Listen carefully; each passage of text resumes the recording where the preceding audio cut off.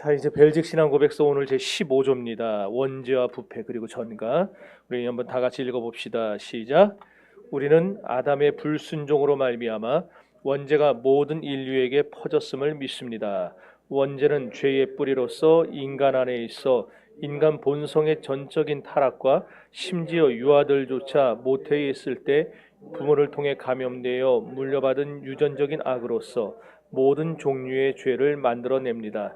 따라서 원죄는 하나님이 보시기에 악하고 가증하기 때문에 모든 인류를 정죄하기에 충분합니다. 마치 물이 샘에서 솟아나오는 것처럼 죄가 이 비참한 근원으로부터 솟구쳐 흘러나오기 때문에 원죄는 심지어 세례나 그 어떤 다른 방편이나 수단으로도 없애거나 근절할 수 없습니다. 그럼에도 불구하고 하나님의 자녀들에게는 원죄가 전가되지 않아 정죄에 이르지 않게 하며 오히려 그들은 하나님의 은혜와 긍휼로 용서하심을 받았습니다. 이 말은 하나님의 자녀들이 평안하게 안죄해도 된다는 말이 아니라 이 타락에 대한 인식으로 말미암아 신자들이 종종 신음하고 이 죽을 사망의 몸에서 구원받기를 간절히 원한다는 것을 의미합니다.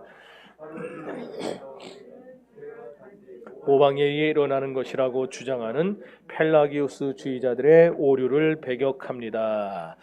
자, 우리가 하나님을 믿는다고 할 때 거기에 반드시 들어있어야 할 개념이 하나 있습니다. 그게 뭐냐면은 하나님이 계시다는 걸 믿어야 됩니다. 그렇죠? 하나님 계시다는 거를 믿는 곡에 빠지고 우리 하나님 믿어요. 그거는 추상의 개념입니다. 그거는 헛된 우상을 믿는 거와 똑같습니다. 우리는 실제하시는 하나님을 믿는 거고 존재하시는 하나님을 믿는 거고. 그럼 이러면 분명히 어떤 분은 그런 말을 할 수도 있어요. 에이, 뭐 당연한 거 아닙니까? 아니 하나님 계시니까 우리가 믿고 여기 교회 나왔지. 안 계시면 교회에 나옵니까? 그러는 사람도 있을 거예요. 있으니까 하는 얘기 아니겠어요? 만약 한국교회 교인들이요 전부 우리 정신교회 여기 앞에 있는 뭐 주능교회 저 뭐 다 이 근처에 있는 교회들 한빛교회 할 것 없이 모든 교회들이 대한민국에 있는 교회들이 하나님이 반드시 계시다는 것을 믿고 있다면은 교회에서 싸우겠습니까? 네. 그리고 뒤에서 흉보고 뒷담화하고 막 그러고 루머 퍼뜨리고 다니겠어요? 언제까지 갚을 테니까 좀 꿔줘 그래 그거 다 빌려가지고 갚을 때 되면 싹 닦고서는 그런 짓 할 수 있겠어요? 하나님이 불꽃 같은 눈으로 지켜보고 계신다는 사실을 믿는 사람은 그렇게 못하죠.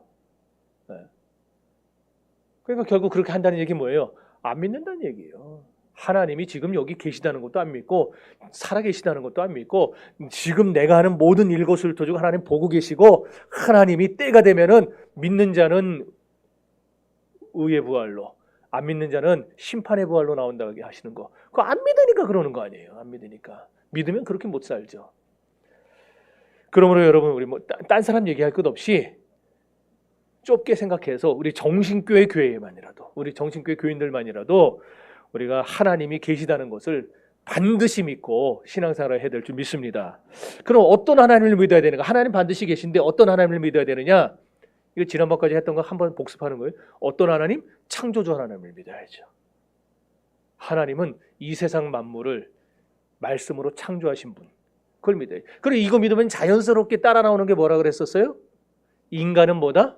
피조물이다. 이것까지 믿게 되는 거예요.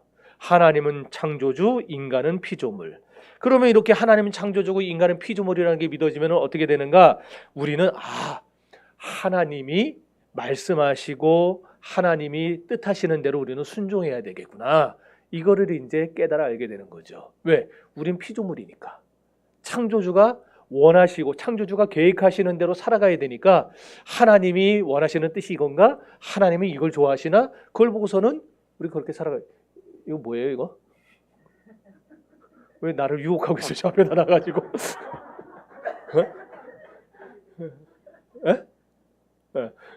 이제 주인이 없는 것 같으니까 얘기하는데 예배 시간에 이런 거 갖고 들어오지 마세요. 뭐 예배당에 밖에서 다 드시고 들어오세요. 밖에서 주인이 없으니까 얘기도 상처 안 받을 거 아니에요. 이따 제가 먹을게요 저거는. 자, 여기까지 나가야 우리가 하나님을 제대로 믿는 사람이 될 수 있어요. 반대로 여기까지 못 나가면은 좀 심하게 얘기하면 뭐가 되느냐? 교회는 다니고 있는데 하나님은 안 믿는 사람이에요. 하나님이 창조주 나는 피조물, 그런 그 뜻에 나는 순종하고 그 명령에 나는 복종하면서 살아야 되겠구나. 여기까지 나가야 되는데 이거 못 나가면은 그 사람은 그냥 교인의 교인, 교회 다니는 사람, 신자는 아니에요. 믿는 사람이 아니에요. 어떤 분들은 교회를 다니면서 그런 말을 하는 분이 있어요. 아니 나 참 하나님만 순수하게 믿으면 되지 무슨 교리를 따져가면서 그딴 식으로 믿냐고. 교리가 무슨 소용이 있냐고. 나 그런 거 안 배워도 다 안다고. 정말 죄송한데 그렇게 말하는 분이 있다면 성경을 쥐뿔도 모르는 분입니다. 왜냐하면 우리가 지난주까지 14조까지 배웠죠. 14조까지 배우는 동안에 그 교리들 1조부터 14조까지 모든 교리들이 오늘 빼놓고 그 교리들이 다 어디서 나왔어요? 다 성경에서 끄집어냈잖아요. 그래가지고 그걸 가르치고 공부하면서 계속 성경을 찾아 읽게 했죠. 그러니까 교리라는 거는요 사람이 만든 게 아니에요. 성경에 들어있는 거를 사람들이 알기 쉽게 하나씩 찾아가지고 이렇게 파트별로 카테고리별로 묶어놓은 거, 그게 신론이고 인간론이고 구원론이고 종말론이고 이렇게 된 거지. 원래 교리는 다 성경에 들어있는 거예요. 그러니까 나는 하나님 순수하게 믿어, 하나님 순수하게 믿어. 그거는 성경은 아무 상관없이 믿겠다는 얘기예요. 자기 믿고 싶은 대로 믿겠다는 얘기입니다. 그래서 우리는 그런 주장, 성경에 근거하지 않은 그 모든 주장을 우리는 다 가짜라고 배격을 해야 됩니다. 그래서 심지어 유명한 목사라고 할지라도 성경에 근거해서 말하지 않으면은 그건 다 헛소리예요. 그거는 인간의 말이에요. 성경으로 근거를 대야 됩니다. 성경이 이렇게 말씀하셨다. 하나님이 이렇게 말씀하셨다. 그걸 대야 돼요. 오늘 제15조 제목을 보세요. 제목이 뭐라 되어 있어요? 예, 그럼 이제 죄가 나오는데 죄가 뭡니까? 이제 물어보면 대답 안 할 줄 내가 다 알아요, 내가. 웨스트민스터 소유문답 제13문을 보면은 죄를 이렇게 정의합니다. 죄란 하나님의 법을 순종함에 있어서 부족한 것이나 어기는 것입니다. 이렇게 돼 있어요. 그러니까 하나님의 법이 있는데 우리도 헌법을 어기면 범법자가 되는 것 같이 하나님의 법을 순종하는데 부족해요. 못 따라가는 거예요. 여기까지 해라 그랬는데 여기까지 못 가요. 요게 죄라는 거예요. 그리고 또는 적극적으로 안 해버려. 어기는 거. 이게 죄라는 겁니다. 자, 그래서 죄는 관계를 깨뜨려요. 누구와의 관계? 하나님과의 관계. 적극적으로 말하면은 하나님이 명령하신 뜻과 말씀을 적극적으로 반발하고 거스르고 어기며 사는 불순종. 이게 죄예요. 하나님이 처음에 아담을 만드시고 아담에게 너 여기 자리 지키고 있어라고 한 명령한 자리가 있어요. 그 자리가 있어요. 너는 다른 거 다 먹어도 돼. 그런데 동산 중앙에 있는 이 선악을 알게 하는 나무는 절대 먹지 마라. 하나님과 맺은 약속이었어요. 그게 아담에게 주신 자리예요. 그런데 아담이 그 자리를 벗어난 거예요. 지키고 있어야 될 자리를 벗어난. 군인이 총 들고 경계하는데 갑자기 애인이 찾아왔다고 자기 자리 총 그냥 놔두고 나가서 애인 한 2-3시간 만나고 들어오면은 그 영창 가죠. 그거는. 설사 만약에 그 사이에 그럴 일은 없겠지만 적군 쳐들어오면 다 죽는 거잖아요. 그 자리를 지키라 그랬는데 자리를 안 지키고 벗어나는 거 죄입니다. 우리는 그걸 죄라고 생각 안 하는데 군인으로 생각하면 이해할 수 있어요. 우리는 다 하나님의 바울이 뭐라 그랬어요? 하나님이 모집한 군사들이라 그랬어요. 하나님이 우리를 군사로 모았어요. 군사로. 그래서 우리는 다 자기 자리를 지켜야 돼요. 내 자리. 목사는 목사의 자리, 장로는 장로의 자리, 권사는 권사의 자리, 집사는 집사의 자리, 청년은 청년의 자리, 애들은 애들의 자리 다 지켜야 돼요. 그런데 그 자리에 안 지키고 벗어났기 때문에 아담이 죄를 진 거예요. 그게 죄예요. 또 아담에게 명하신 계명이 있어요. 근데 그 계명을 어겨버린 거예요. 적극적으로 어겼어요. 그게 죄예요. 하나님과 관계를 끊어버렸어요. 그리고 지키지 않아요. 그래가지고 전적으로 타락하고 부패하고 오염되고 수치스럽게 되어버렸다는 거예요. 오늘날 하나님이 계시다는 것을 안 믿는 사람은요, 당연히 죄도 인정을 할까요, 안 할까요? 안 하죠. 하나님 계신 걸 인정하는 사람이 무슨 죄를 인정하겠습니까? 죄가 어딨냐? 내가 왜 죄인이냐? 그럽니다. 이거 정확히 여러분 한번 느껴보고 싶으면은 나중에 우리 교회가 청년들 그런 거 하면 좋을 텐데 저 시골에 그 시골에 있는 교회들 가서 거기서 탁 베이스 캠프 잡고 거기서 수련회 하고 그러면서 전도하는 거예요. 노인들 전도. 시골에는 어르신들이 너무 많아요. 젊은 사람보다. 어르신들 전도하면은 대뜸 그럽니다. 내가 왜 죄인이냐 이놈아. 목사고 뭐가 없어요. 처음에는 목사 양반 그러다가 자기 기분 나쁘면은 내가 왜 죄인이냐 이놈아. 네가 뭔데 왜 이래요. 근데 그러면서도 죽을 때 되면 죽으면 좋은 데 가게 해달라고 뭐 합니까? 강이나 산에 가가지고 꼭 돌 쌓아놓잖아요. 이렇게 하나씩 자기도 죽어서 좋은 데 갈지 못 갈지 긴가민가 하니까 그거 하는 거 아니에요? 죽어가지고 자기는 분명히 천국 간다 좋은 데 간다는 확신해서는 그런 거 하겠어요? 전 그래서 갈 때 이렇게 산에 갈 때 누가 쌓아놓은 거 있으면은 남이 안 볼 때 이렇게 한번 차요. 막 다 부서뜨리고 가요. 돌 위에 돌 하나도 남지 않게. 남들 볼 때 하면 이제 싸움 나니까 안 그러고. 여러분 이렇게 하나님의 말씀과 뜻을 거스르고 사는 게 죄인데 그렇다면 인간 중에 죄인이 아닌 사람, 죄를 거스르지 않는 사람이 있을까요? 없죠. 당연히 없죠. 지난주에 공부했잖아요. 그래서 모든 인간은 다 뭐라 그랬어요? 죄인이라 그랬어요. 죄인이라. 의인은 없나니 하나도 없다 그랬어요. 그럼 이제 자연스럽게 질문이 나옵니다. 그럼 도대체 무슨 일이 있어서 모두가 죄인이 된 거냐? 어떻게 한 사람도 예의 없이 전부 죄인이 된 거냐? 도대체 무슨 일이 있었던 거냐? 그걸 오늘 제 15조에서 뭐라고 말을 하냐면은 첫사람 아담의 불순종 때문에 그렇게 된 겁니다. 말을 하는 거예요. 처음 사람 아담이 하나님께 불순종하고 하나님의 뜻을 거슬렀기에 우리가 다 죄인 된 거예요 라고 말을 하는 거예요. 이걸 신학적으로 말하면은 뭐라 부르느냐? 뭐라 불러요? 어떻게 다 알아요? 네. 영어 오리지널 신. 이런 거 얘기하면 안 돼. 목사가 이런 농담 얘기하면 안 돼. 옛날에 우리 넘어갑시다. 자, 그런데 원죄를 인정하느냐 안 하느냐에 따라서 인간론이 180도 달라집니다. 그렇지 않겠어요? 원죄를 인정하는 사람은 내가 죄인이라는 것을 알아요. 거기서부터 이제 인간론이 시작돼요. 그런데 원죄를 인정하지 않는 사람은 인간에게 죄가 없잖아요. 그러니까 인간론이 뭐에서부터 출발하냐면은 인간은 선하다. 인간은 능히 자기의 행위로 천국 갈 수 있다라고 하는 데서부터 출발을 해요. 이렇게 인간론이 완전히 달라져 버려요. 원죄를 인정하느냐 안 하느냐에 따라서 인간론이 달라지면 또 뭐가 달라지느냐? 구원론도 달라져요.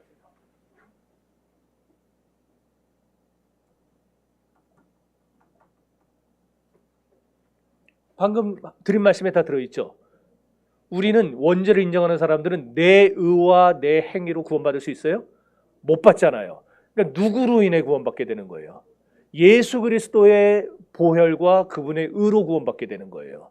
그렇죠? 그런데 인간은 선하다. 이렇게 원죄를 인정하지 않는 사람들은 구원론에 어떻게 가겠어요? 아까 얘기한 대로 내가 얼마든지 착한 일을 해서 구원을 받을 수 있다가 돼버리는 거예요. 이게 천주교입니다. 얼마든지 우리는 착한 일을 해서 구원을 받을 수 있다. 완전히 달라지죠. 자, 이게 어디서부터 시작됐냐면은 우리 몇 주 전에 배웠죠? 펠라기우스. 초대교회 때 있었던 이단 펠라기우스가 한 얘기가 이거예요. 인간은 죄인이 아니야. 인간은 원래 착하게 태어나는데 악을 보고 악한 사람을 보다 보니까 그걸 모방해서 죄인이 된 거지. 원래 인간은 착해. 갓 태어난 아기가 죄 짓는 거 봤냐? 갓 태어난 아기가 얼마나 천사 같냐 그 얼굴이. 이런 아기가 죄인이고 지옥 간다 그러면 그게 말이 되냐? 그러니까 인간은 원래 착해. 이게 펠라기우스의 주장이에요. 그러나 성경은 펠라기우스가 태어나기 수백 년부터 계속해서 뭐라 그래요? 구약이든 신약이든 인간은 죄인이다. 의인은 없나니 하나도 없다. 하나님이 그렇다고 그러는데 왜 쥐가 나서 갖고 인간은 선하다 그러는 거예요. 근데 이거를 누가 받아들였느냐?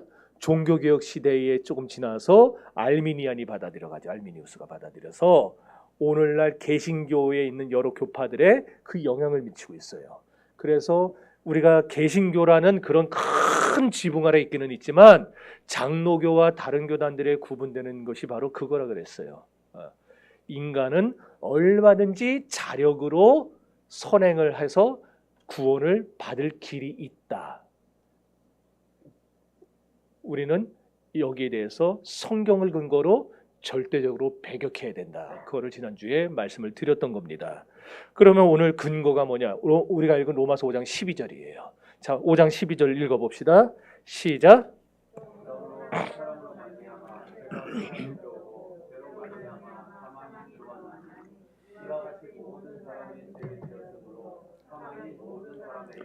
자, 여기 죄를 누가 지었다고 그랬어요? 특정 사람이 지었어요? 모든 사람이 지었어요. 모든 사람이. 원래는 처음에 한 사람이 지었는데 그 이후에 죄가 우리한테 다가와서 모든 사람이 다 죄인 되었다고 말하잖아요.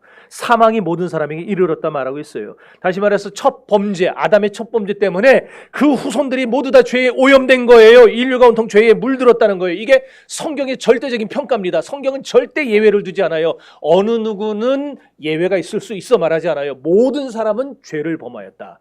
모든 사람은 죄인이다라고 말해요. 그래서 첫 번째 문단 보세요. 여기 15조 첫 번째 문단 두 번째 줄 원죄는 거기 읽어보세요. 시작.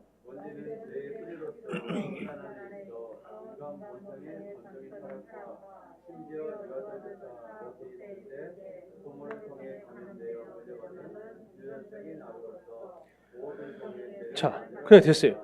심지어 아기들조차도 엄마 뱃속에 있을 때 부모를 통해 죄에 오염된다 그랬어요. 죄에 전염된다.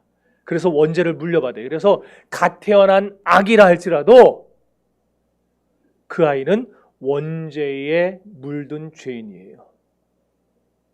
원죄에 물든 죄인. 하나님께서 아담과 하와에게 먹지 말라 명하신 선악과를 따먹음으로써 아담과 하와가 하나님과 맺었던 언약을 깨뜨리고 말았습니다. 언약을 깨뜨리면 어떻게 된다 그랬습니까? 언약이라는 거 우리가 지난번에 배웠었죠. 카라트 베리트라는 말이에요. 히브리 카라트 베리트. 카라트라는 말은 자른다라는 겁니다. 자른다, 가른다. 우리가 수술할 때 메스 그래갖고 배 쫙 가르는 것처럼 가른다예요. 네. 뭘 가르냐? 약속을 가른다라는 거예요. 새든 짐승이든 뭐 양이든 염소든 소든 하나님 앞에 언약을 맺을 때, 저와 하나님이 언약을 맺을 때 구약 시대에 짐승을 끌고 오면은 내가 안수하고 여기를 쫙 갈라요.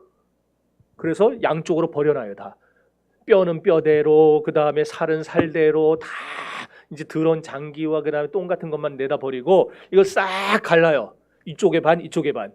그런 다음에 요 가운데를 잘라놓은 가운데를 언약을 맺은 당사자끼리 지나가는 겁니다.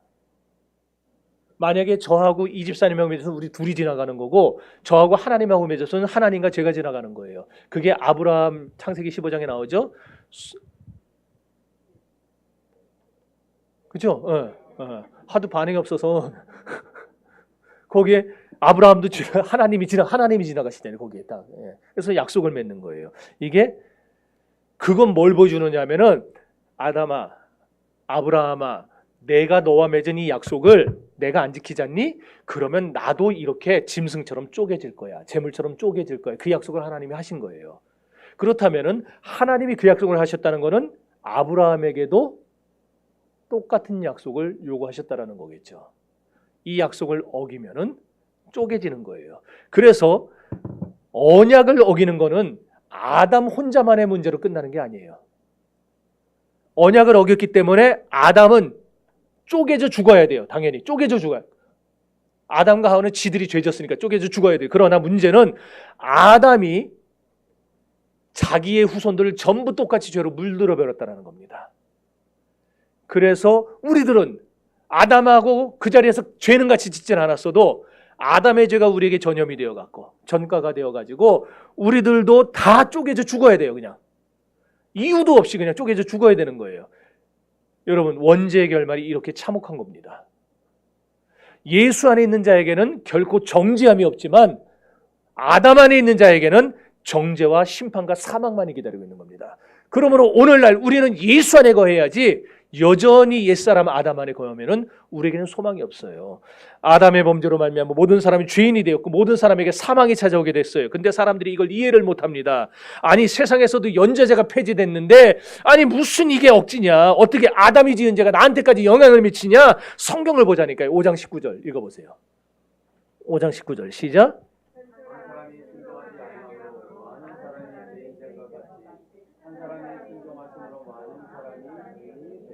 여러분, 아담 한 사람이 순종하지 않아 갖고 모든 사람이 죄인 되었다는 이 사실을 믿지 않는 사람은요, 한 사람이 순종하심으로, 한 사람 예수 그리스도 순종하심으로 말미암아 모든 사람이 의인이 되었다는 사실도 못 믿습니다.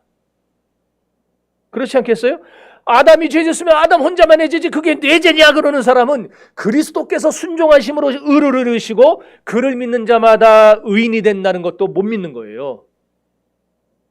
결국.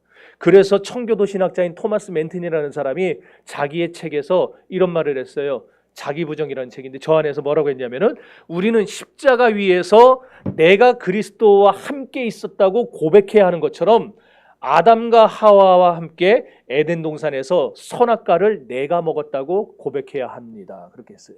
네. 여러분, 우리는 아담과 하와가 먹었어, 내가 먹은 거 아니야, 그게 아니고 그들이 먹었으나 나도 그들과 함께 그 자리에서 먹은 게 돼요. 왜냐? 이걸 보고 뭐라 부르냐? 대표성의 원리라고 그래요. 대표성의 원리. 가장 여러분이 쉽게 이해할 수 있는 게 아마 많은 목사님들이 얘기하셨을 거예요. 우리나라 국가대표 축구 선수들이 어디 나가가지고 이기고 왔어요. 그러면은 누가 이겼다 그래요? 우리나라가 이겼다 그러잖아요. 우리나라가 이겼다. 지구 들어오면 우리나라 졌다 그러지. 거기 있는 홍명보가 졌다, 누가 졌다 이런 거 안 하잖아요. 우리가 졌다 그러지. 이게 뭐냐면 대표성의 원리예요. 하나님이 아담을 인류 조상으로 대표로 세워놓으셨기 때문에 아담이 지은 죄지만 그 죄가 모든 인류에게 전가되어서 우리도 다 그 죄의 영향을 받게 됐다, 그 얘기예요. 자, 그런데 아담이 이렇게 자기의 자유지를 사용해서 하나님과 맺은 언약을 깨버린 거예요. 그래서 아담도 쪼개져 죽어야 되는 거고 우리도 쪼개져 죽어야 되는 거고 그러잖아요. 이렇게 모든 사람에게 전가된 성질을, 죄의 성질을 원죄라 그렇게 부른다는 겁니다. 원죄. 웨스트민스터 소위문답 18문에 보면 원죄의 내용을 세 가지로 말합니다. 원죄의 성질을.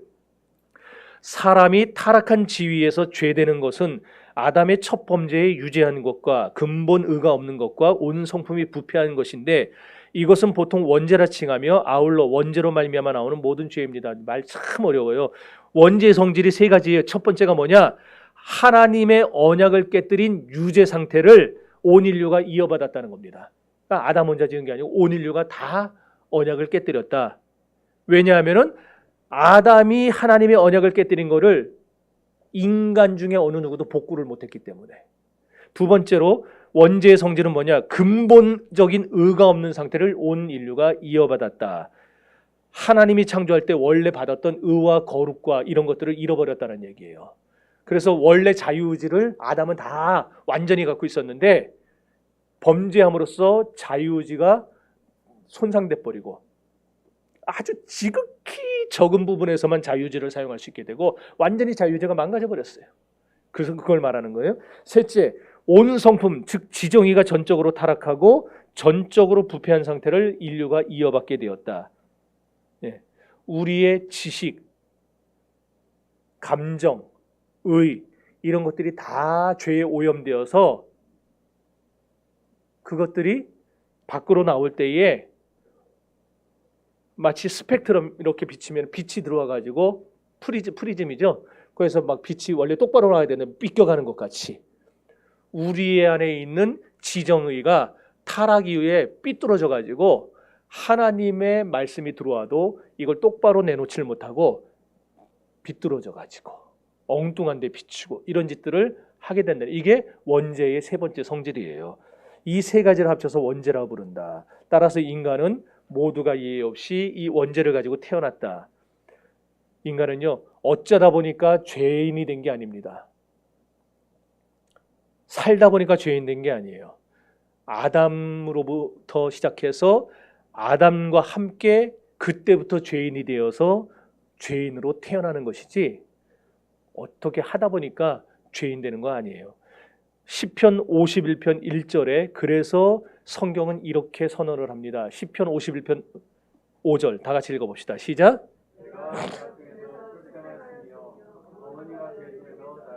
여기 뭐라 했어요? 죄악 중에 출생했다 그래요. 어머니가 죄 중에서 나를 잉태했다. 모태에서부터 나는 죄로 잉태됐다 그 얘기예요. 이렇게 모든 인간은 모태에서부터 죄악 중에 잉태되고 태어나는 거예요. 그래서 오늘 15조 첫 번째 문단 다시 읽어봅시다. 자, 우리는 시작.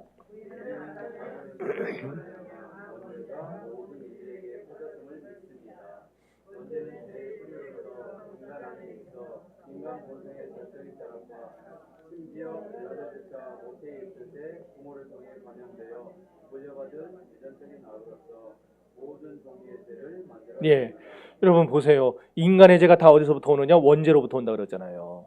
계속해서 보면 원죄는 하나님 보시기에 어떠느냐? 따라서 원죄는 시작. 자, 뭐라 그래요? 하나님 보실 때 원죄는 어때요? 악하고 가증이에요. 그래서 계속 읽으세요.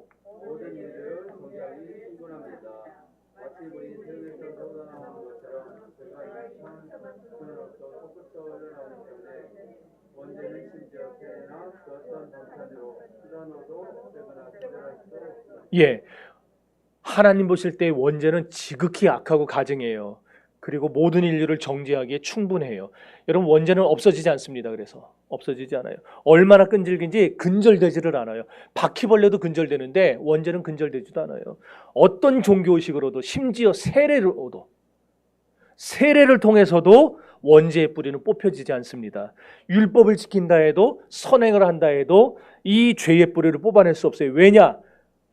원죄의 그 샘물이 마치 이 오염된 샘에서 계속 오염된 물이 나오는 것 같이 근원을 고치지 않으면 오염된 물에서 물 나와봐야 계속 오염된 물만 나올 거 아니에요. 그러잖아요. 그러니까 원죄의 근원을 고치지 않고 계속 거기서 물만 쏟아져 나오니까 오염만 쏟아져 나와요. 죄만 쏟아져 나오는 거예요. 하나를 막으면 다른 하나가 터지고 또 다른 하나면 또 다른 하나가 터지고 계속 그래요. 근원적인 치료를 하지 않는 이상 미봉책에 그치는 겁니다. 그래서 모든 인간이 이렇게 원죄에 오염된 죄인이라는 점에서 똑같습니다. 저나 여러분이나 겉으로 볼 때는 목사고 성도지만은 우리가 하나님 앞에서 원죄를 가진 죄인이라는 점에서는 우리는 똑같아요. 다. 그런데 여기에서 이제 반전이 일어납니다. 사실 하나님께서는요, 하나님께는 정죄를 받아서 쪼개지고 죽어야 될 인간을 구원하실 책임이 없어요. 하나님께는. 무슨 말인지 이해가 되시겠어요? 저하고 둘이 약속을 했는데 어겼어요. 오직이 약속을 어겼어요. 괘씸하잖아요. 그러면은 제 입장에서는 이 약속을 다시 회복시키고 관계를 회복시킬 책임이 저한테는 없어요. 그러잖아요. 상대편에겠지. 그런데 아까 뭐라 그랬어요? 이 죄로 인해서 상대편은 그걸 회복시킬 능력을 어떻게 돼요? 다 상실해 버렸어요. 그럼 상대편도 회복할 능력이 없고 나는 할 마음이 없다면은 회복이 돼요? 영원히? 회복이 안 되고 계속 가야 되는 거죠. 그런데 하나님이 마음을 바꾸시는 거예요. 하나님이 타락한 인간들 중에서 일부를 구원해야 되겠다. 마음을 작정하셨어요. 그래서 독생자 예수 그리스도를 세상에 보내서 누구든지 예수를 믿기만 하면 죄와 사망에서 해방되어 구원받는 길을 열어주신 겁니다. 물론 거듭나지 못한 사람들은 죄밖에 지을 것이 없기 때문에 여전히 죄의 노예 상태로 살아가요. 지금 예수를 모르는 세상의 사람들 죄의 노예 상태로 살아가요. 그러나 이제 거듭나서 하나님의 자녀가 된 우리들은 더 이상 죄의 노예 노릇은 안 하게 되는 거예요. 그래서 바울이 뭐라 그랬어요? 누구든지 그리스도 예수 안에 있는 자에게는 결코 정죄함이 없나니 그랬어요. 이는 그리스도의 생명의 성령의 법이 죄와 사망의 법에서 우리를 해방하였습니다. 우리는 더 이상 죄의 노예 노릇을 안 해요. 그러나 오해하지 마세요. 원죄가 있다 그랬어 없다 그랬어요? 여전히 남아있어요. 뿌리가 남아있어요. 이거 뿌리 뽑아낼 수 있다 그랬어요? 못 뽑아내요. 너무 끈질겨서 절대 못 뽑아내요. 원죄의 뿌리는 있어요. 그러나 하나님이 우리를 어떻게 여겨주시느냐? 원죄의 뿌리는 그대로 갖고 있지만 세상 사람도 원죄 뿌리 갖고 있고 우리도 갖고 있고, 그러나 저 사람들은 거듭나지 못했기 때문에 여전히 죄의 노예 노릇을 하고 사는 거고, 우리는 거듭났기 때문에 죄의 노예 노릇은 안 하고 살도록 하나님이 우리 가운데 피할 길을 열어주신 겁니다. 이게 믿는 성도와 불신자들과의 차이예요. 아주 극명한 차이입니다. 여러분, 그래서 우리가 성도들도 원죄의 뿌리가 남아있기 때문에 여기서부터 계속 뭐가 나와요? 죄가. 그걸 뭐라 부른다 그랬어요? 원죄 말고 또 무슨 죄가 있을까요? 네, 자범죄 또는 고범죄라고. 옛날 목사님들은 고범죄라고 해요. 스스로 짓는 죄, 스스로 짓는 죄. 그렇지. 원죄의 뿌리가 남아있으니까 교회 다녀도 우리 안에서 계속 죄가 나오잖아요. 우리 말로 짓는 지 얼마나 많습니까? 생각으로 짓는 지 얼마나 많아요. 행동으로 짓는 지 얼마나 많습니까? 그러잖아요. 여러분, 우리가 알고 짓는 죄가 더 많을까요? 모르고 짓는 죄가 더 많을까요? 모르고 짓는 죄가 더 많을까요? 땡! 무슨 죄가 더 많을까요? 알고 짓는 죄가 더 많아요. 세상 사람들은 예수님을 아예 모르기 때문에 그 사람들은 모르고 짓는 죄가 많다 이럴 수 있지만, 우리는요 알고 짓는 죄가 더 많아요. 에이, 밥 먹고 에이 귀찮아 그냥 집에 가. 모르고 가는 거 아니죠. 알고 가는 거예요 자기가.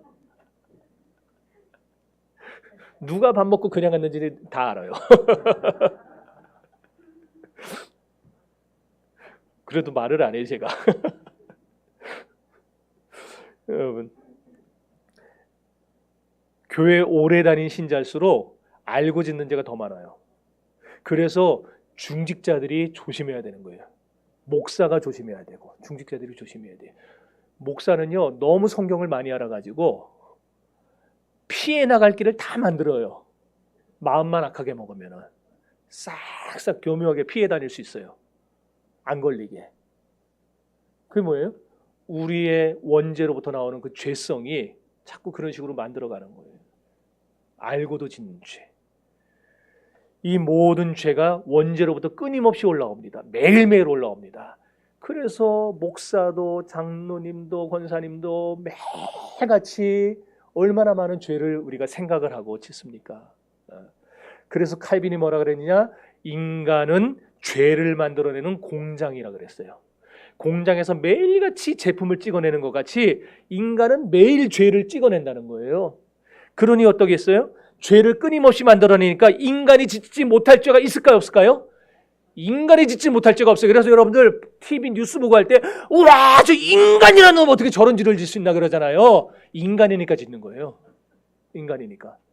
동물들은 그런 죄 못 져요. 인간은 계속해서 원죄가 우리 안에서 죄를 만들어내요. 상상도 못할 죄를 만들어내요. 계속해서 매일같이 만들어내요. 그리고 요거 만든 거나 지난번 만든 거 결합시켜서 또 새로운 걸 또 만들어내요. 이게 인간이에요. 창세기 6장 5절 한번 보세요. 자, 여기 읽어보세요. 이거 띄워주지 마세요. 이거 띄워주니까 자꾸 이거 보라 그러잖아요. 성경 찾으세요. 좋았는데 지난번에. 창세기 6장 5절. 자, 찾으세요.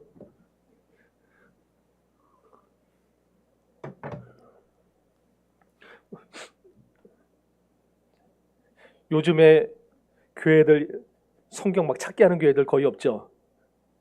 전 요새 오후 예배가 얼마나 좋은지 몰라요. 계속 성경 찾게 해가지고. 자, 창세기 6장 5절 시작. 여호와께서 사람의 세상에 가득함과 내 마음으로 생각하는 모든 계획이 항상 보세요. 마음으로 생각하는 모든 계획이 항상 악하다 그래. 항상 악하다. 조금 착하다가 나빠졌다가 다시 회복됐다 나빠졌다가가 아니고 언제나 always 언제나 악해요. 인간은. 예레미야 17장 9절.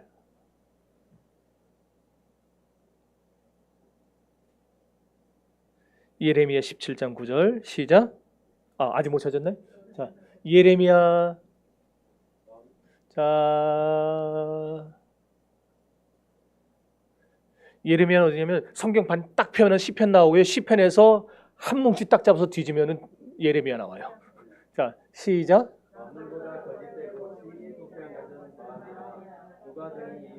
됐어요. 만물보다 거짓되고 심히 부패했다 그랬어요. 이게 인간이에요.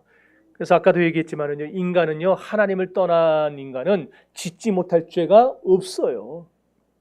인간의 마음은 원죄로부터 온갖 죄가 언제든지 솟구쳐 올라오기 때문에, 그래서 박사방 조주빈이 같은 놈, 연쇄살인마 강호순이, 유영철이, 또 소아 성폭행범 그 조두순이 같은 놈들이 이르기까지 그런 인간들이 끊임없이 만들어지는 거예요. 끊임없이.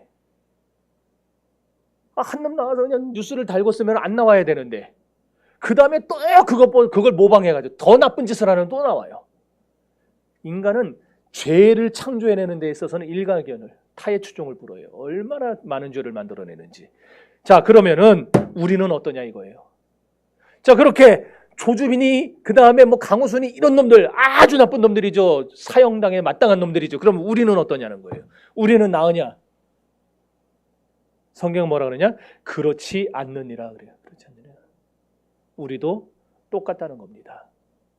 우리도 날마다 주님과 연합되어 있지 않으면은 우리 자신에 대해서 우리도 너무 추한 모습 보고 깜짝깜짝 놀랄 겁니다.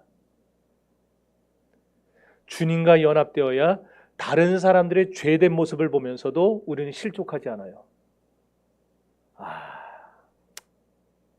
그래, 인간이란 원래 저런 존재지. 그런 실족하지 않아요. 주님과 연합되어 있어야 나도 그런 죄를 짓지 않을 수 있어요. 그렇지 않으면은 내 속에 있는 원죄가, 아무리 목사면 뭐합니까? 그러니까 목사들도 그런 기상천외한 짓들을 하잖아요. 교회 다니는 사람들 다 하잖아요. 이 원죄에서 계속 죄를 만들어내니까. 그러니까 우리는 날마다 자기를 쳐서 그리스도의 십자가 아래 우리를 복종시켜야 되는 거예요. 있습니까? 신앙생활 하다 보면 원치 않는 죄를 짓는 나를 보면서 실망스러울 때가 한두 번이 아니잖아요. 내가 왜 이럴까? 내가 이 정도밖에 안 되나? 그런 생각 들 때 있지 않아요? 저만 드나 보네. 그런 생각 들어. 내가 하나님 자녀가 아닌가? 내가 과연 구원받은 사람이 맞긴 맞는 건가? 막 그런 생각이 들 때가 있어요. 그래서 우리가 바른 인간론을 배워야 되는 거예요. 인간론을 배우고 나면 그래서 그렇구나. 인간은 죄인이라 그렇구나. 그걸 알아요. 또 우리가 신앙생활 하다 보면 상처받았다는 사람들을 많이 만납니다. 아마 여기도 과거에 상처 한 번 안 받아본 사람 없을 거예요. 다 있어요. 다 있어. 저도 있어요. 제가 언제 한번 얘기했죠. 중고등학교 시절에. 저는 중고등학교 시절에 저 마포에 있는 고등학교를 다녔어요. 신림동에서. 중학교에서 딱 3명 갔어요. 그걸로. 우리 중학교에서. 난 그놈의 뺑뺑이 때문에 아주 피 본 사람인데 6시 20분 이 신림역에서 전철을 타야 홍대에 23분 만에 도착해가지고 학교까지 죽어라고 뛰면은 딱 7시 전에 들어가요. 그리고 1교시가 0교시가 7시부터 시작이 돼요. 그런데 새벽 예배를 매일 시킨 거예요. 그때 우리 전도사님은 중고등학생 애들도 새벽 예배를 나오게 했어요. 매일같이. 어른 새벽 예배는 무슨 말인지 못 알아먹으니까 중고등부끼리만 새벽 예배를 드렸어요. 매일 새벽 예배하고 가야 되는데 다른 애들은 요 근처잖아요. 다 학교가. 저는 걸로 가야 되고. 그런데 새벽 예배 기도를 하기 시작하면은 나하고 이게 아주 안 맞는 놈이 하나 있었는데, 아주 왼수 같은 놈이 하나 있었어요. 얘가 기도를 오래 하는 거예요. 누군지 얘기하면 이분이 알기 때문에 내가 얘기를 안 하는데. 그래서 제가 기도 같지 않은 기도도 했다 그랬잖아요. 뭐래, 하나님 저 새끼 빨리 가게 해주세요. 저 새끼 빨리 가게 해주세요. 나 학교 가야 되는데, 지각하는데, 그렇다고 내가 쟤보다 늦게 일어나긴 싫고, 아주 쓸데없는, 그런 데도 내가 아주 경쟁심이 있어갖고 내가 쟤보다 늦게 일어난다. 요거 하나 때.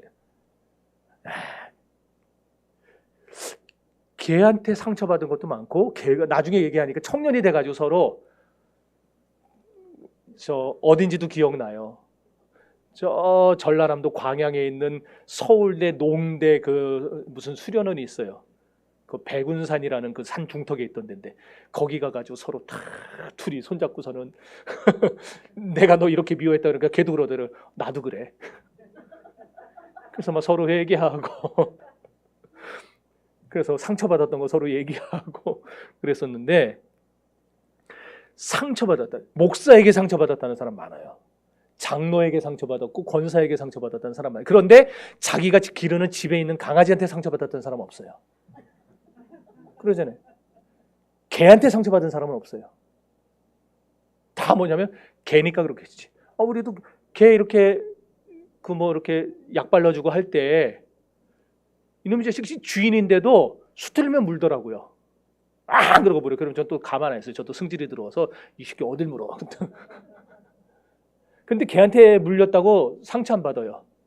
개니까 물지. 그럼 이러고 넘어가요. 개니까 물지. 문지방 걸어가다가 발톱 딱 부딪혀가지고 발톱 깨져본 경험 있죠. 얼마나 아픕니까? 막 피 철철 나고. 그래도 문지방한테 상처받는 사람 없어요. 그러잖아요. 아유, 내가 조심할 걸. 괜히 이래갖고 내 탓으로 생각하지. 그런데 사람과 사람만 만나면은 항상 내 탓이 아니고 남 탓이 됩니다. 저 인간 때문에, 저 인간만 없으면 이렇게 돼버리는 거예요. 이거 이상하게 생각하지 말라는 거예요. 왜냐? 우리가 죄인이기 때문에 그래요. 그래서 상처받고 상처 주는 거예요. 그래서 우리가 원죄를 알고 나는 다 이 원죄에 영향받는, 내가 비록 구원받았지만 원죄의 뿌리가 여전히 남아있어서 내 안에서 계속 새로운 죄를 만들어내는 그런 죄인이다라는 걸 알면은 우리는 전보다는 조금 수월하게 넘어갈 수 있어요. 처음에는 그러죠. 저도 인간이기 때문에 내가 어떻게 했는데 나한테 이럴 수가 있는가. 진짜 나쁜 놈이네 저거. 이래요.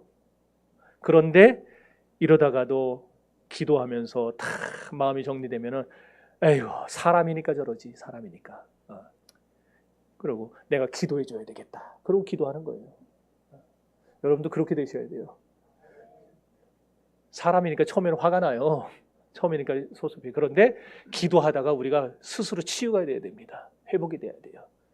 거기까지 나가야 되는 거예요. 이런 태도가 어떤 사람한테서 나온다고요? 내가 죄인이라는 걸 아는 사람한테 나오는 거예요. 내가 죄인이라는 걸 모르는 사람은 이거 안 해요. 못하죠. 어떻게 그렇게 기도를 해주겠어요? 이 사실을 아는 사람은요, 그래서 늘 뭐 하냐? 회개하며 사는 거예요. 회개하며 살아요. 늘 회개해요. 여러분, 이게 아주 중요합니다. 그리스도인의 신앙생활이란 결국 한마디로 뭐냐? 회개생활이에요. 신앙생활은 회개생활입니다. 날마다 죄에서 돌이키고 죄를 뽑아내는 거, 이게 진짜 믿음의 생활이고 신앙생활이에요. 예수 믿고 나서 우리는 날마다 조금씩 나에게서 죄를 몰아내야 됩니다. 이렇게 죄를 몰아내면서 살아가는 것을 뭐라 부르느냐? 지난번에 그리스도인의 구원의 서정 9단계 하면서 했었는데 기억나는 사람 있어요? 그렇죠, 성화. 성화. 사탕 있으면 뒤에서 사탕 좀 주세요. 나중에 가실 때. 성화예요, 성화. 날마다 우리 안에서 죄를 조금씩 몰아내는 거예요. 이거는 언제까지 해야 돼요? 네. 예수 믿고 나서 하나님 앞에 가는 그 순간이, 여기 천국이면은 천국 들어가면 그때까지 우리는 성화를 해나가야 되는 거예요. 그러다가 천국 딱 들어갔어요. 그러면은 여기서부터는 뭐가 되겠어요? 영화가 되는 거예요. 영화. 우리도 예수님처럼, 부활하신 예수님처럼 우리가 알지 못하는 그런 새로운 몸으로 우리도 다시 거듭나게 되는 거예요. 영화. 여러분, 회개는 누가 한다 그랬어요? 죄인이 하는 거예요. 죄인이. 의인은 회개할 거 없어요. 천국에 있는 의인들이 왜 회개합니까? 천국에 있는 의인들은 날마다 뭐 하겠어요? 그러면은 찬양만 하는 거죠. 하나님을 찬양만 하는 거고, 이 세상에 있는 죄인들은, 우리들은 뭘 해요? 회개하면서 살아야 되는 거예요. 회개하면서. 하지만 따라서 회개 생활 잘하는 사람이 진짜 신앙생활 잘하는 사람이라고 할 수 있는 겁니다. 저 사람 저러는 거 다 죄인이라서 그러는 거야. 그래, 내가 기도해 주자. 이러시기를 바래요. 그러면은 상처 안 받는다 그랬어요? 충격 안 받아요. 우리 정신교회 성도들이 그런 성도들이 될 수 있기를 바랍니다. 제가 혹시 뭘 실수를 하고 잘못해도 아이고 우리 목사님도 사람이라 그래 사람이라 그래 이러고 넘어가셔야 돼요. 목사가 말이야 이러면 안 돼요. 그럼 제가 또 마음이 여려가지고 제가 또 막 이런 데니까 주눅이 들어갔고 제가 생긴 것만 이렇게 생겼지 저 되게 열이 되니까요. 드라마 보면서 우는 분들 계세요? 전 드라마 보면서 울어요. 저는 보면서 그 정도로 마음이 열어서 드라마를 잘 안 봐요. 여러분 모든 사람에게는 근절되지 않는 죄의 뿌리 원죄가 있다는 것을 꼭 기억하시고 이 사실을 알아야 우리가 겸손하게 된다 그랬어요. 모르니까 우리가 교만한 거예요. 교회 다니면서도 모르니까 자꾸 판단하고 비판하고 막 물어뜯고 그러는 거예요. 알면은 내가 죄인이라는 사실을 알면은 판단하고 비판하는 거 잘 못해요. 어떤 사람은요 자기만으로 온 사람이 있어요. 솔직히 자기도 잘못을 밥 먹듯이 해요. 그런데 다른 사람들이 조금만 잘못하면은요 대역죄인을 만난 거야. 아주 그냥 그리고 막 당장 국문을 열어야 합니다 이러면서 막 그냥 완전 그런 데니까요. 자기는 잘못하는 게 있는데 더 많은데 자기가 잘못한 건 그거는 이래서 그래 자꾸 변명하고 자꾸 그러고 넘어가려고 그러고.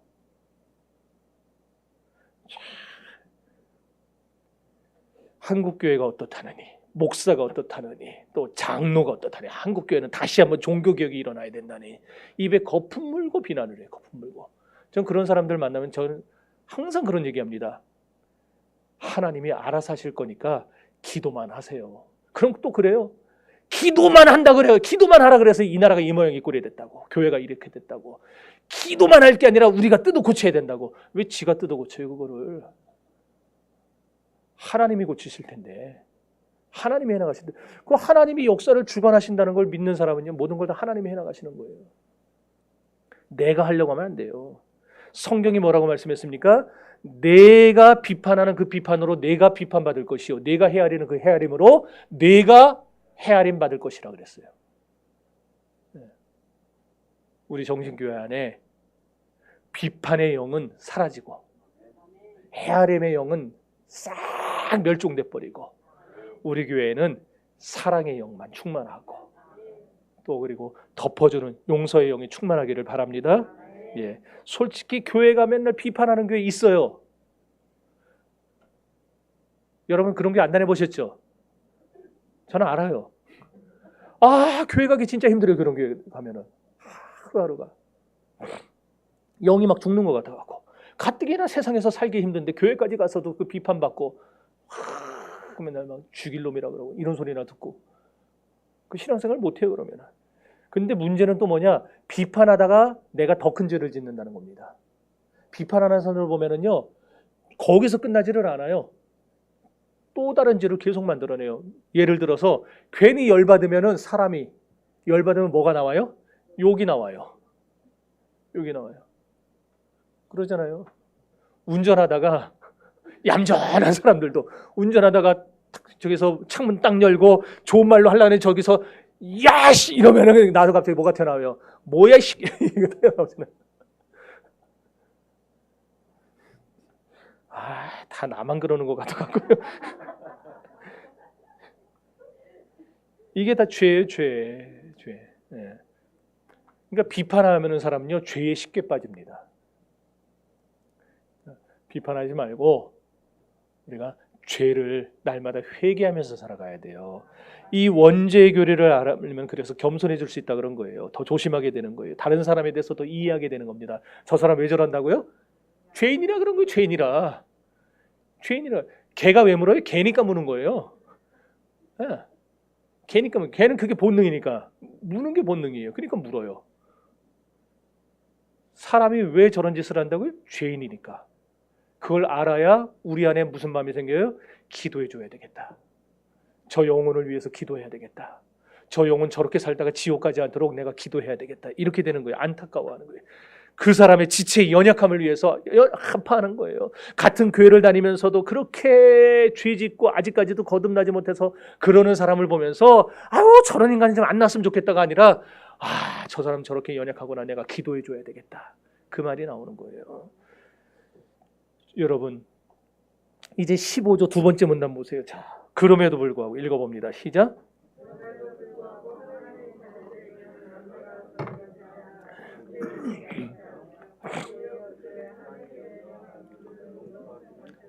자, 이게 무슨 말이냐면은 예수 믿으면 원죄가 사라집니까? 그 말이에요. 그렇다는 거예요? 아니요. 예수 믿는 사람에게도 원죄가 남아요. 그런데 여기 써놓은 말이 뭐냐면은 하나님의 자녀들에게 원죄가 전가되지 않는다 써놨어요. 그러니까 우리가 오해해요. 예수 믿으면 우리의 원죄도 사라지는 거. 아까 제가 뭐라 그랬어요? 원죄의 뿌리가 남아있다 그랬어요. 그대로 남아있다 그랬어요. 그러므로 이것은요, 이 선언은 뭐냐? 신자가 되면 거듭나면 원죄가 사라진다, 없어진다 그 얘기가 아니라 원죄의 정죄를 받지 않게 된다 그 얘기. 그래서 아까 제가 얘기한 그 로마서 말씀, 그리스도 예수 안에 있는 자에게는 생명의 성령의 법이 우리를 죄와 사망에서 해방했기 때문에 뭐라 그랬어요? 그 맨 앞에 누구든지 우리를 정죄하지 못하느니라 그래서 정죄하지 못하느니라. 우리는 원죄의 뿌리는 남아있지만 정죄를 받지 않아요. 그 얘기를 하는 거예요. 두 번째 문단은. 전가와 전염은 우리의 행위로 결정되지 않습니다. 예를 들어서 야곱이 태중에 하나님이 그 리브가의 태중에 야곱과 에서가 잉태됐을 때에 하나님이 하신 말씀이 뭐냐면은 내가 야곱을 택했다. 에서는 미워하고 야곱을 사랑했다 그랬어요. 그리고 큰 자가 작은 자를 섬기리라 그랬어요. 성경이 분명히 그랬잖아요. 하나님이 이미 야곱이 태중에 있을 때 확정하신 거예요. 정해놓으신 거예요. 그럼 야곱이 거기서 착한 일에서 선행해서 그렇게 하나님이 그런 거 하신 거예요? 아니잖아요. 에서는 나쁜 짓 해서 죄져 갖고 그럼 하나님이 그렇게 버리신 거예요? 아니잖아요. 그렇죠? 이렇게 전가와 전염, 죄의 전염과 전가는 우리의 행동이나 우리의 그런 어떤 모습에 의해서 이루어지는 게 아니라는 거예요. 무슨 말인지 아시겠죠?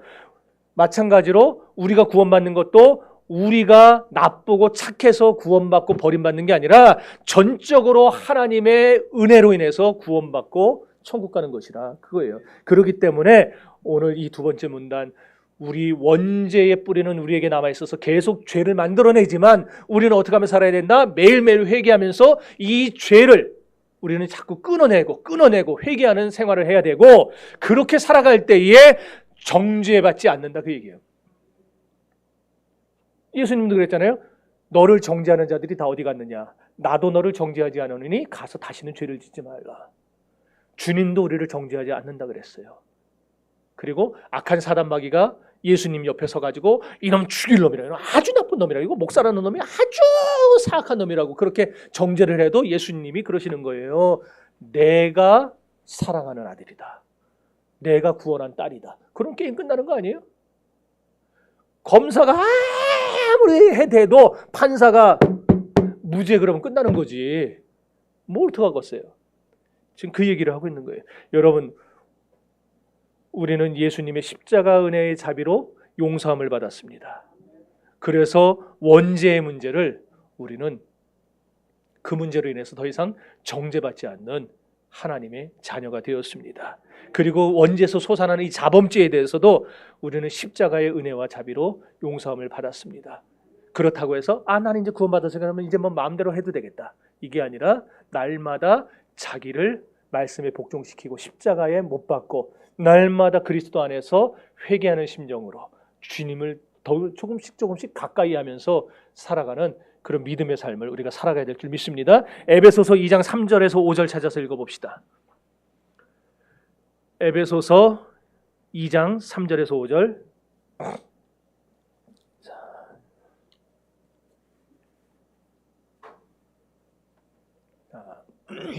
에베소서 2장 3절에서 5절 시작.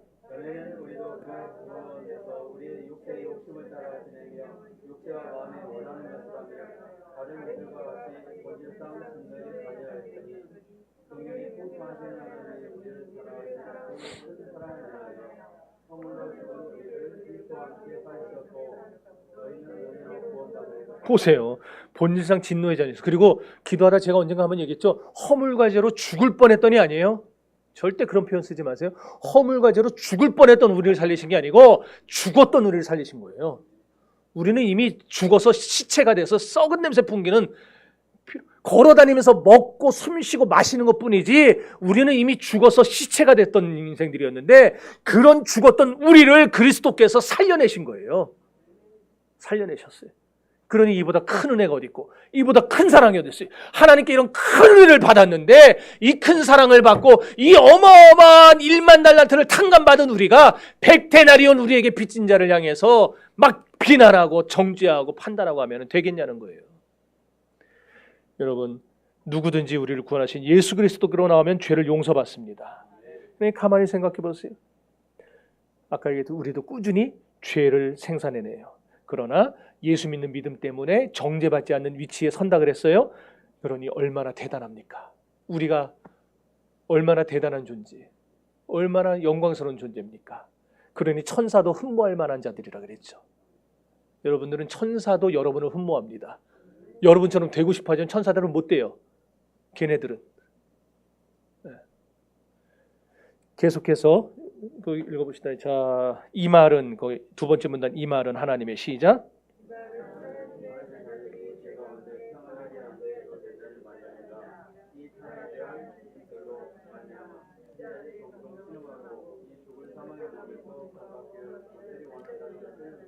예, 됐어요.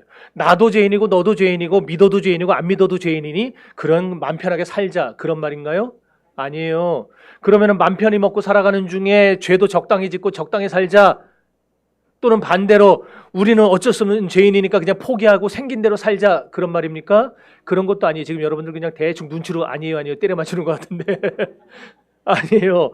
그도 아니면 하나님이 다 용서해 주시고 지옥 안 보내고 천국 데려간다니까 야, 다 된 거 아니냐? 그것도 아니에요. 원죄교리는 그런 게 아니에요. 아무리 해봐야 안 되니까 적당히 살아도 되지 않을까? 그렇게 우리 마음에 면죄부 주려는 교리가 아니라 이 타락에 대한 거기 뭐라 그랬어요? 이 타락에 대한 인식으로 말미암아 신자들이 뭐라 그랬어요? 종종 신음하고 이 죽을 사망의 몸에서 구원받기를 간절히 원한다. 이게 원죄교리를 우리에게 주신 이유예요. 무슨 말이냐? 원죄는 아까 얘기한 대로 더 이상 우리를 정죄하는 용도로는 사용되지 않아요. 믿는 자들에게는. 우리는 거듭났기 때문에 구원받은 자들이니까. 그러나 이 뿌리는 남아있다 그랬어요. 그래서 이 뿌리에서 계속 죄를 만들어낸다 그랬죠. 그걸 보면서 아까 뭘 했어요? 제가 여러분한테 말씀드릴 때 내가 왜 이럴까? 아, 나는 구원받았다. 내가 정말 구원받은 거 맞나? 나 하나님의 자녀가 맞나? 이런 탄식을 하잖아요. 그렇죠? 여러분도 아마 그런 탄식들을 할 거예요. 아, 하나님이 원하시는 것은 안 하고 하나님이 싫어하는 것은 죄만 하는구나. 아, 오라 나는 곤고한 사람이로다. 이 사망으로서 누가 나를 건져내랴. 바울도 그랬잖아요. 바울도. 로마서 7장 한번 찾아보세요. 좀 길지만 다 읽어봅시다. 18절에서 24절까지. 로마서 7장 18절에서 24절. 자, 이제 거의 다 끝났어요. 자, 읽어봅시다. 시작.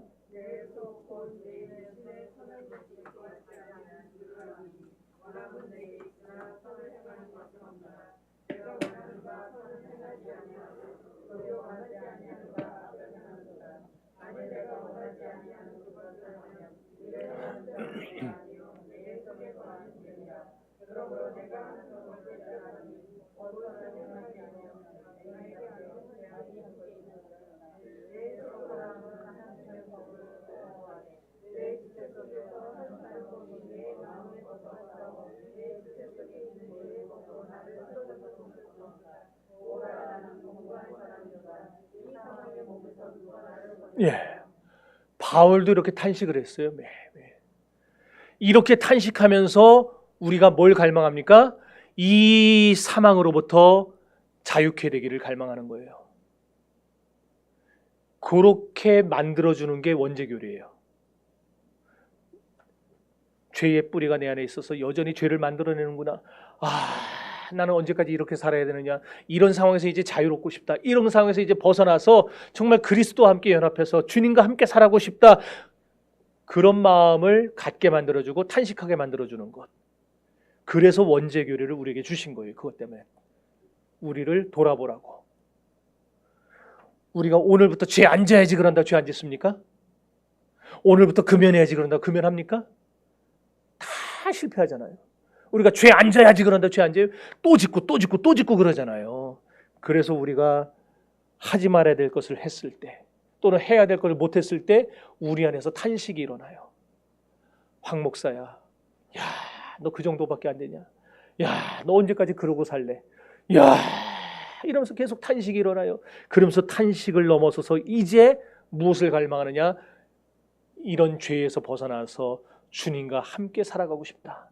주님의 은혜 가운데서 이제는 죄를 먹고 마시지 않고 정말 거룩하게 영화롭게 살고 싶다라는 그런 갈망이 내 안에서 막 솟아나게 만들어주는 거, 그게 원죄교회를 우리에게 주신 이유라 이 말이에요. 이해되시겠죠? 그런데 이런 탄식과 갈망은 거듭난 성도들에게는 반드시 있어야 될까 없어야 될까요? 왜 대답이 꼭 이렇게 도돌이표 하는 거죠? 있어야 될까 없어야 될까요? 있어야 돼요. 거듭난 성도에게는요, 이 탄식과 갈망이 반드시 있어야 돼요. 그래서 여러분들이 만약 아까 제가 얘기할 때 여러분들도 저도 있었어요 했던 분들이라면 아주 정상적인 분들이에요. 아주 건강한 신앙이에요. 그런데 만약에 여러분들이 언제부턴가 내 안에 왜 그런 탄식이 안 나오느냐, 내 안에 그런 탄식도 없고 그런 갈망도 없다, 한번 여러분들이 스스로 알 거 아니에요. 스스로 돌이켜보세요. 그래서 내 안에 그런 탄식도 없고 갈망도 없다 그러면 우리는 지금 심각한 겁니다. 우리에게는 그 탄식과 갈망이 계속해서 있어야 돼요. 하나님, 나는 이런 존재밖에 안 됩니다. 나는 이 정도밖에 안 됩니다. 주님, 나를 불쌍히 여겨주세요. 나를 불쌍히. 그 탄식과 갈망이 우리 안에 계속해서 주님 나라 갈 때까지 있어야 되는 거예요.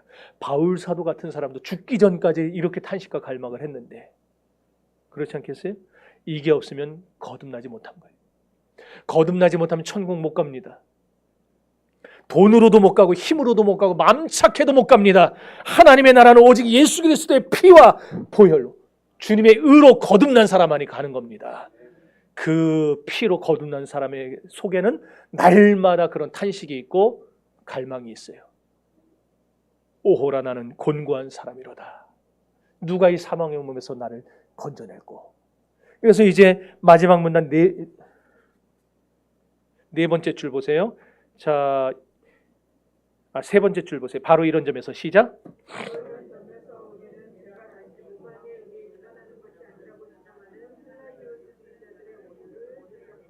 네. 자, 그리고 그 앞에 거기도 분명히 뭐라 그랬냐면은 이런 것들이 종종, 여기 보면은 신자들이 종종 신음하고 이 죽을 사망의 모습 구원받기를 간절히 원한다. 종종 신음하라 그랬어. 종종 신음하라. 이런 탄식이 우리 가운데 자주 있어야 된다는 거예요. 자주. 그래서 여러분들 기도하셔야 됩니다. 하나님, 내 안에 이런 탄식과 갈망이 회복되게 해달라 기도하셔야 돼요. 하나님, 세상에서 잘 먹고 잘 살게 해주세요. 차는 좀 좋은 것 좀 갖게 해주세요. 그런 거 기도가 아니라 하나님, 내 안에 날마다 내가 죄를 이기고 내가 주님과 더 가까워지려고 하는 그런 탄식과 갈망을 회복시켜달라 기도하셔야 돼요. 하나님, 저 사람 저대로 놔두면 지옥 갑니다. 저 사람 구원해 주세요. 기도해. 그래서 이게 태신자 전도예요. 태신자 전도는요, 총동원 한번 하고 끝나는 거 아닙니다. 10월 16일 총동원 한번 하고 끝나는 게 아니에요. 태신자 전도는 한 영혼에 대한 진정한 관심과 사랑이 없으면 못해요. 저 영혼 죽어서 지옥 가는 건 나 도저히 못 견디겠다. 그런 마음이 있어야 하는 거예요. 사랑하는 성도 여러분, 이제 우리는 내게 있는 죄의 뿌리를 탄식하고 하나님의 은혜를 구해야 될 것이고, 더 나아가 세상 사람들의 죄의 뿌리를 놓고서도 여러분의 가족과 여러분 주변에 있는 믿지 않는 사람들의 죄의 뿌리를 놓고서도 기도해 줘야 됩니다. 이제 그 마지막 이제 읽었던 그 펠라기우스의 오류라는 건 뭐냐? 아까 얘기했죠? 아기들은 태어날 때 죄 없이 태어난다, 죄 있이 태어난다? 죄 있이. 펠라기우스 죄 없이 태어난다 그랬잖아요. 펠라기우스는 어른들의 죄를 보고 모방해서 죄인이 되는 거다 그랬어요. 그게 성경이 말하는 원죄교류와 얼마나 다릅니까? 우리 지금 성경을 쭉 봤잖아요. 성경은 분명하게 배격합니다. 아니라는 거예요.